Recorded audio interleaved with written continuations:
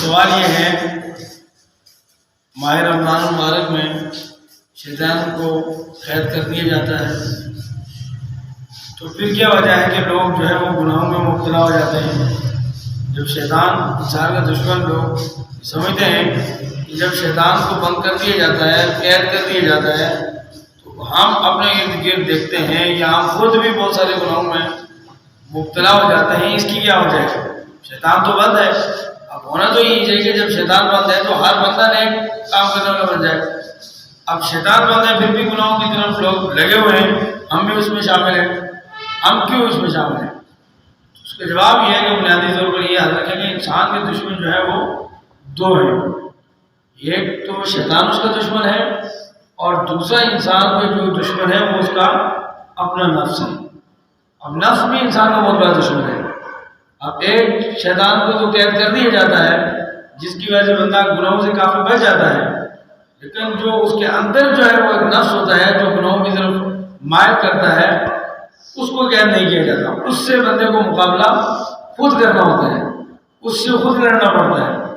جب دو دشمن ہوتے ہیں، دو دشمنوں میں سے ایک کو اگر قید کر دیا جائے تو دوسرا اکیلا رہ جاتا ہے، تو اس سے لڑنا، اس سے مقابلہ کرنا ذرا آسان ہو جاتا ہے۔ تو اہل اللہ جو ہے نا وہ آسانی سے اس سے مقابلہ کر لیتے ہیں اور نفس پر کنٹرول کر کے جو ہے وہ گناہوں سے بچ جاتے ہیں۔ اب نفس کیا ہے؟ قرآن مجید میں نفس کی کتنی قسمیں ہیں؟ قرآن مجید میں تقریباً 3 طرح کے نفس کا ذکر کیا ہے۔ نفس امارہ ہے، نفس لوامہ ہے، نفس مطمئنہ ہے۔ تو یہاں پر نفس امارہ وہ نفس جو گناہوں کی طرف بندے کو مائل کرتا ہے، اس سے مراد وہ نفس ہے۔ اب بندہ گناہوں کی طرف مائل کیوں ہوتا ہے؟ اس کا نفس کیوں بار بار اس کی خواہش کرتا ہے گناہ کی؟ اس کی وجہ یہ ہے کہ وہ سارا سال شیطان کے ساتھ رہتا ہے، سارا سال شیطان کی باتیں مانتا رہتا ہے، تو اب اس کا نفس جو ہے وہ گناہوں کا عادی ہو چکا ہوتا ہے، عادی مجرم ہو چکا تھا۔ اس لیے ان عادتوں کی وجہ سے، اور نفس چونکہ شیطان کے ساتھ ہی ہوتا ہے، شیطان کی باتوں میں آتا ہے، تو اس لیے اس بندے کا گناہوں سے بچنا ذرا مشکل ہوتا ہے۔ تو ہمیں یہ چاہیے کہ روزہ جو ہے وہ روزہ بنیادی طور پر جو ہے وہ نفس سے لڑنے کا نام ہے، نفس خواہشات نفس کو ترک کرنے کا نام جو ہے وہ روزہ ہے۔ اب خواہشات نفس، یہ انسان کا نفس کبھی خوش ہو نہیں سکتا، انسان کا نفس کبھی خوش نہیں ہو سکتا، اس کی خواہشات کبھی پوری نہیں ہو سکتی۔ اس کی مثال بزرگوں نے ہمیں ایک بڑی ہمیں زبردست اور سمجھنے کی بات ہے کہ ایک مثال تھی، ایک بادشاہ تھا، اس کا ایک وزیر تھا۔ بادشاہ کو کوئی بیٹا نہیں تھا، تو وزیر اپنا بیٹا چھوٹا معصوم بچہ جو ہے وہ بادشاہ کے دربار میں لے گیا۔ تو بادشاہ نے دیکھا بچہ بڑا اچھا لگا، تو بادشاہ نے کہا یار اس بچے کو جو ہے وہ کبھی رونے نہیں دینا۔ بادشاہ نے پہلے پیار کیا، اس کے بعد جو ہے وہ بادشاہ کی چونکہ اپنا کوئی بیٹا نہیں تھا، تو وزیر سے کہا کہ اس بچے کو کبھی رونے نہیں دینا۔ وزیر نے کہا یار یہ تو ممکن نہیں ہے، بچہ تو وہ روئے گا، وہ ہر طرح کی خواہش کرے گا، اس کی خواہشات ساری تو پوری نہیں کی جا سکتی۔ تو بادشاہ نے کہا یہ تو کوئی مشکل کام نہیں ہے۔ وزیروں کو اعلان کر دیا اس بچے کی جو بھی خواہش ہے اس کو پورا کیا جائے۔ بچہ رکھا وہیں دربار میں رکھا گیا، اور تھوڑی دیر بعد بچہ رونے لگا۔ پوچھا کیا خواہش ہے؟ تو بچے نے خواہش کا اظہار کیا جی مجھے ہاتھی چاہیے۔ بادشاہ نے کہا یہ تو کوئی مشکل کام نہیں ہے، نوکروں چاکروں کو کہا، نوکروں چاکروں نے فوراً لا کے ہاتھی دیا، اور بچہ خوش ہوا، کھیلنے لگ گیا، مسکرا کر کھیلنے لگ گیا۔ تھوڑی دیر بعد 5-10 منٹ بعد کھیلا، اور بچے کا جب دل بھر گیا تو بچہ پھر رونے لگ گیا۔ تو پھر پوچھا تو بچے نے کہا کہ مجھے ایک سوئی لا کر دی جائے۔ بادشاہ نے کہا یہ بھی تو کوئی مشکل نہیں ہے، حکم دیا نوکروں چاکروں کو، اور فوراً ایک سوئی لا کے بچے کو دے دی۔ بچہ پھر خاموش ہوا اور کھیلنے لگ گیا، اونٹ اور ہاتھی کے ساتھ اور سوئی کے ساتھ کھیلنے لگ گیا۔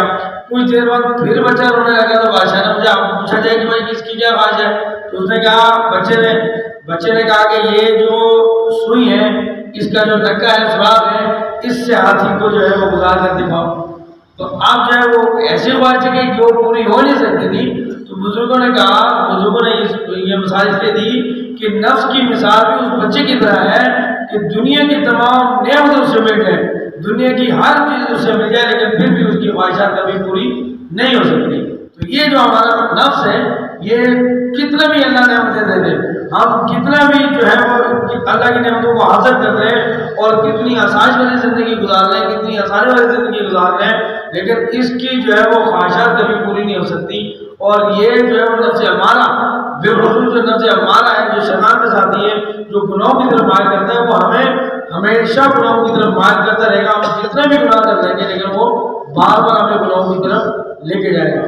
تو بنیادی طور پر ہم اگر گناہ سے نہیں بچ رہے تو اس کا سوال کا جواب یہی ہے کہ ہم اپنے نفس پر جو ہے وہ کنٹرول نہیں کر پا رہے. روزہ جو ہے وہ خواہشات نفس پر کنٹرول کا نام ہے. شیطان تو رمضان المبارک میں قید ہے، لیکن ہمارے اندر کا جو نفس ہے جس میں شیطان کی بہت ساری عادات رچ اور بس چکی ہیں سارا سال، اس کی فرمانبرداری اور تابعداری کر کے اس کی باتوں میں آ کر، تو اس کی وجہ سے ہم گناہوں سے نہیں بچ پا رہے.